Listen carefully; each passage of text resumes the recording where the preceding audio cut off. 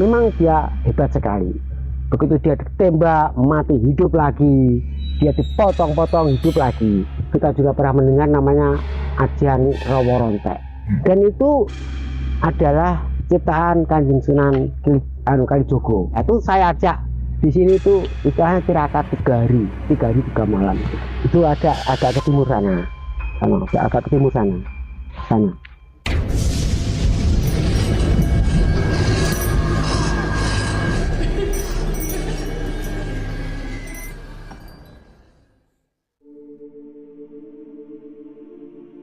Ada sedikit cerita ya, meskipun juga termasuk mistis.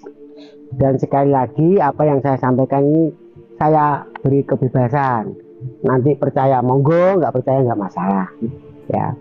Karena ini adalah salah satu apa yang pernah saya lihat, saya dengar, nanti akan saya tunjukkan. Kita menuju ke tempat namanya, itu lokasinya Pandanwangi. Nah, nanti di sana akan saya ceritakan, monggo. Nah, ini namanya Tlatah Pandanwangi. Pandanwangi di sini banyak, kita bisa melihat namanya pohon pandan itu seperti apa, monggo.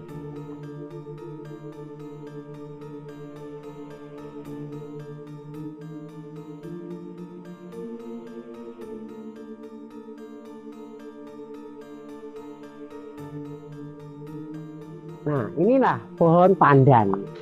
Pandan ini namanya jenis pandan betok. Dia punya bunga juga, kalau kebetulan waktu masa buah ada buahnya. Ini namanya pandan wangi. Dan pandan wangi ini cerita kakek saya ya, jujur saya tidak melihat, tapi cerita dari kakek saya juga bapak saya. Bahkan juga saya dengar cerita dari beliau-beliau yang tua seangkatan dengan kakek saya. Ini dulu ada seorang Demang namanya Ki Suwarno. Ki Suwarno itu waktu itu termasuk yang diikut Belanda untuk ikut kerja paksa membuat waduk Dulu ini. Terus mungkin dari rasa penyiksaan yang dialami kerja paksa tadi, dia berontak. Akhirnya apa? Dia diikuti dengan teman-teman yang seide untuk memberontak lepas daripada kerja paksa tadi. Ternyata memang dia hebat sekali. Begitu dia ditembak, mati hidup lagi, dia dipotong-potong hidup lagi. Terus akhirnya dia itu ketahuan punya suatu ilmu, kita juga pernah mendengar namanya Ajian Roworontek. Nah, ya namanya juga orang banyak, ada juga yang memihak pada Belanda waktu itu. Dia tahu kelemahan daripada Ajian Roworontek tadi.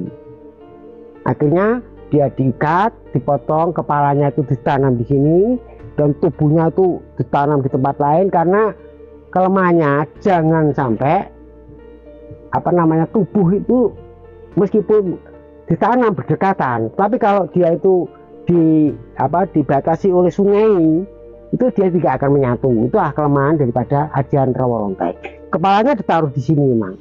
Kata orang Belanda waktu itu jadikan tumbal. Tapi tubuhnya di mana-mana, pokoknya dipisahkan oleh sungai. Nah, akhirnya Ki Suwarno tadi bisa dibunuh. Dan itu ternyata Ajian Roworontek itu sepertinya ada di tempat ini. Itu terbukti waktu bangun namanya dam, itu ada plengsengan, tempat untuk mengurangi debit air yang ada di waduk itu, karena waduk itu kalau musim hujan itu airnya begitu deras sehingga dikhawatirkan tidak muat. Meskipun di sana juga ada namanya palesan atau tempat pembuangan, ini ditambahi lagi. Ini dibersihkan oleh pekerja-pekerja itu, ya tujuannya akan di situ, itu dekat sekali itu. Ternyata pagi itu dipotong, belum sampai maghrib matahari itu tenggelam. Ya seperti ini, berdiri sendiri, tidak ada sepotong pun yang lepas, kembali berdiri utuh pohon yang namanya pohon pandan ini. Dan pohon pandan ini lebih tua 3 kali daripada seumur saya. kalau umur saya sekarang itu 60 lah katakan, ini mungkin 60 lebih 3 kali atau 4 kali, ini lebih tua ini namanya. Dan ini sering kalau ada apa ya, seperti ada apa banjir besar itu memberi ada suara, memberi masyarakat Perning syarat untuk berhati-hati, berjaga-jaga, dan suaranya itu mendunggung khas. Masyarakat sini sudah tahu ini suara dari Eyang Suwarno gitu. Nah, masalah untuk selanjutnya banyak sekali sebenarnya hal yang sifatnya mistis. Iya, ilmu rawa rontek itu merupakan ilmu asli, ilmu Jawa atau doktrin dari luar negeri, Pak? Sepengetahuan saya, yang punya ilmu itu cuma di wilayah Nusantara ini. Memang Jawa ada, terus Sunda juga punya, ya Batak juga punya. Tapi kalau rawa rontek itu namanya juga rawa rontek. Rawa rontek itu sebenarnya agung kaya dini rawa. Jadi kita itu punya apa umur yang belum waktunya mungkin ya, kalau meskipun kita dibunuh itu akan kembali lagi, seperti kita memisahkan air yang ada di rawa. Rawa itu kan kita tahu rawa itu adalah tempat genangan air yang luas sekali, sulit sekali untuk dipisahkan. Makanya apa salah satu kelemahannya ajian rawa rontek itu tadi ya, dipisahkan dengan sungai. Dan itu adalah ciptaan Kanjeng Sunan Kalijogo, ajian rawa rontek itu waktu itu. Adakah kesamaan dengan yang dimaksud ilmu Pancasona itu? Sebenarnya hampir. Jadi Poncosuno namanya ya. Ponco itu 5, Suno itu alam. Dimana orang yang belajar ilmu Poncosuno itu memiliki 5 alam. Mulai dari tanah, dari angin, api, air, juga udara. Di Wawangwung itu maksudnya, yang meliputi bintang, juga meliputi bulan itu Poncosuno. Dan itu ada namanya lagi, namanya Catusunyo, Trisunyo. Dan rawa rontek ini adalah ciptaan Kanjeng Sunan Kalijogo. Beliau waktu itu ya untuk menyebarkan agama lah, karena orang Jawa itu mau tunduk, mau hormat pada orang punya yang kemampuan. Dan alhamdulillah oleh Allah Subhanahu wa Ta'ala diberi salah satu kesempatan untuk menguasai namanya ajian rawa rontek tadi. Rawa rontek itu meskipun daging kita terpisah, tapi kalau kita masih berdekatan, dalam arti ya satu wilayah tanah, itu akan kembali bersamaan dengan munculnya biasanya itu bintang atau bulan. Itu rontek. Itu bukan dari luar negeri, nggak ada itu. Belanda juga nggak ada, yang lain-lain nggak ada, tapi khusus Jawa. Yang baru-baru ini Pak Darminto ceritakan di belakang layar ada seorang pemuda yang mohon maaf nakal gitu, terus ditembak atau gimana sampai gak mempan. Itu siapa itu, Pak? Oke, itu seingat saya juga belum berumah tangga waktu itu, masih sama-sama lajang. Ya, bersamaan dengan waktu itu kita melawan keturunan Tionghoa, itu ada kesalahpahaman itu. Dia itu nakal sekali. Terus kalau dipukul orang ya merasa sakit biasa lah. Juga nggak tahu waktu itu saya memang belum terkontrol dan mengikuti apa yang dianjurkan kakek saya. Itu saya ajak di sini tuh istilahnya tirakat 3 hari 3 malam. Dan anehnya dia setelah tirakat itu dia tuh punya kemampuan seperti rawa rontek. Oh iya, rawa rontek itu bukan hanya dipotong, tapi dia itu kena benda tajam itu selama masih dalam batas di bawah ilmu rawa rontek itu sendiri tidak mempan. Jadi kalau kita kita mau dibacok, nah itu ada kekebalan. Dalam arti masih di batas ilmu rawa rontek itu sendiri. Tapi kalau sudah di atas ya itu mempan, tapi ya kembali lagi. Dan itu ternyata dia itu setelah ikut itu saya tahu, saya mengikuti waktu itu. Dia itu ada di stasiun Gubeng. Itu kalau nggak salah tahun hampir 1980 sampai 82. Dia cara kumpul dengan anak-anak itu. anak-anak nakal maksud saya ya waktu itu ya. Pokoknya anak nakal. Preman lah. Oh, katakan. ya mungkin karena tawuran atau apa itu dia itu ditembak sama petugas itu nggak mempan sama sekali.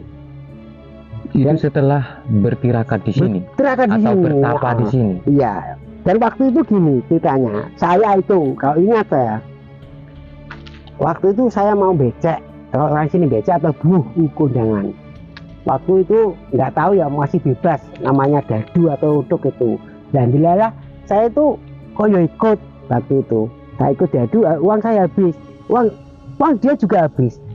Begitu kehabisan uang, apa yang ada di beberan dadu itu diambil semua.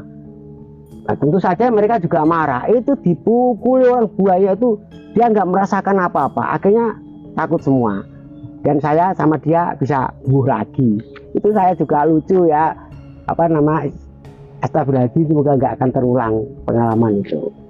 Dan memang anaknya itu nakal sekali, sering ke tempat-tempat yang ya seperti itu sering. Gitu. Waktu bertapa di sini selama 3 hari itu mendapatkan apa, Pak?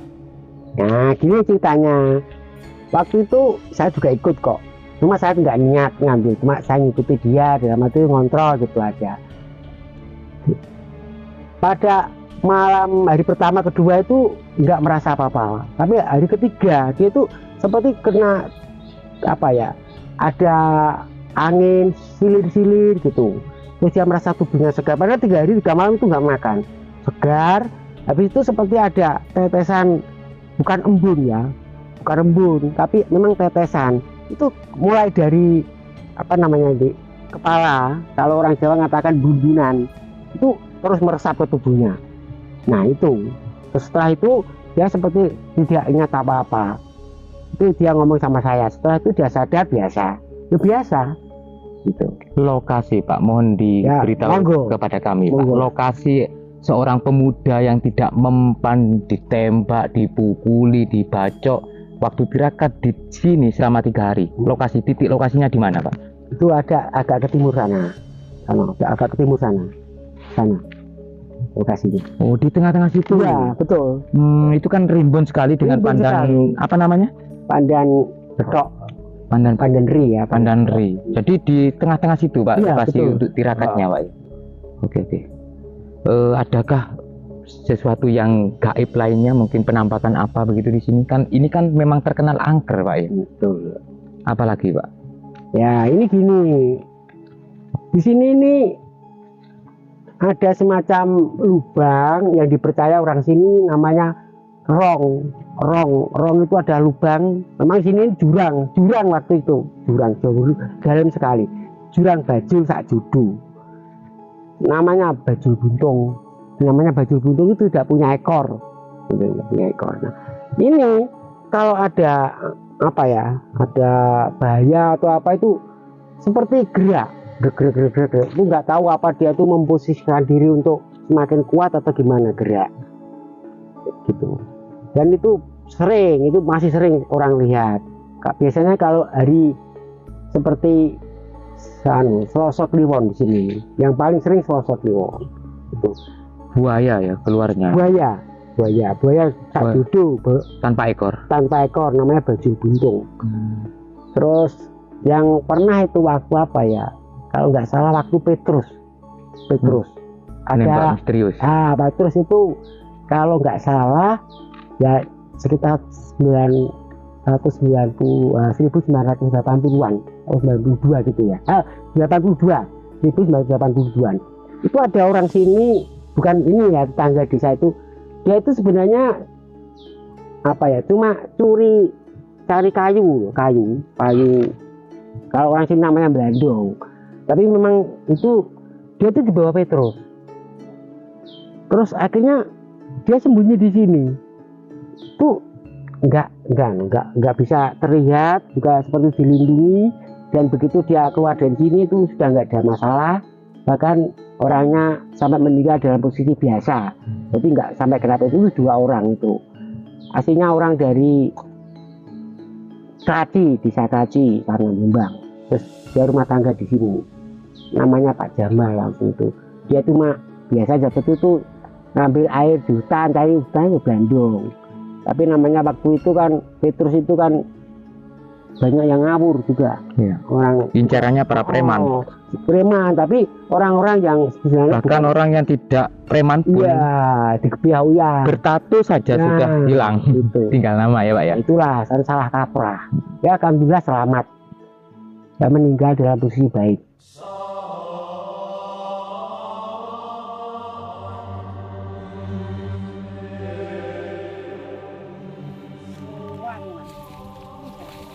Itu namanya kembang apa? Kembang pucat. Itu wonten fungsinya apa? Fungsinya banyak sekali Mas. Bocah gendeng, bocah diguna-guna disantet. Terus bocah sing nggak sengaja nek wong Jawa ketempelan atau kesusupan. Bisa Mas. Bahkan itu pokoknya itu banyak sekali gunanya, namanya kembang budak itu. Dan itu sulit sekali Mas. Ini kebetulan sampai betul-betul mendapat apa ya, hidayah sepertinya. Jadi ini munculnya tuh nggak tentu ya? Nggak tentu, sulit. Bahkan setahun belum tentu muncul. Belum tentu. Betul itu. Itu kembang budak itu. Kembang budak. Wangi sekali. Nggak bisa diambil Pak ya? Itu sebenarnya sudah dibolehkan, cuma gimana caranya ngambilnya? Iya ya, tinggi.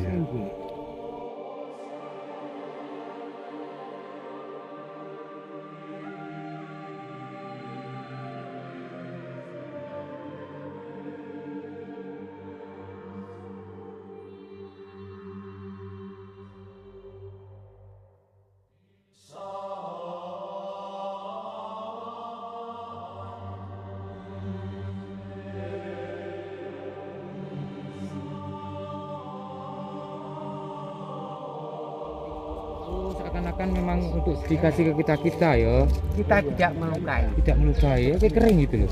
Nah itu. Jadi aneh, ini keanehannya ketika dia sudah membusuk baru mengeluarkan bunga.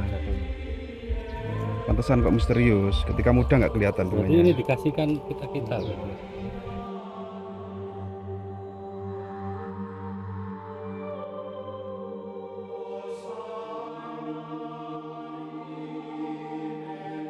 Pak Darminto, terima kasih ya Pak ya.